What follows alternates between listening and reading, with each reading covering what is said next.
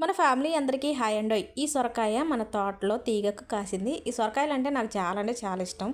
ఆ సొరకాయల్లో కూడా ఇష్టాలు అయిష్టాలా అని అనుకోవచ్చు. లేదు, సొరకాయల్లో కూడా టేస్ట్లు వేరువేరుగా ఉంటాయి. పొడుగు సొరకాయలు ఉంటాయి చూసారా, అవి అంతగా అనిపించవు, కానీ ఎక్కువ మార్కెట్లలో పొడుగు సొరకాయలే అమ్ముడుపోతాయి.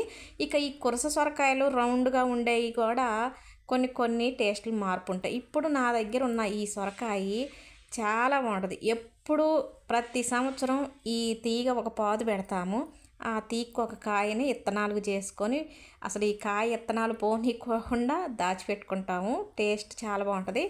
ఇక పచ్చిమిరపకాయలు కూడా మన తోటలో కాసినాయే. ఒక సిస్టర్ అడిగారు సొరకాయ దప్పలం చేసి చూపించక్క అని. సొరకాయ దప్పలాన్ని అంత తేలిగ్గా తీసి పారేయొద్దండో, చేసుకునే విధంగా చేసుకుంటే ఈ సొరకాయ దప్పలం చాలా కమ్మగా ఉంటుంది.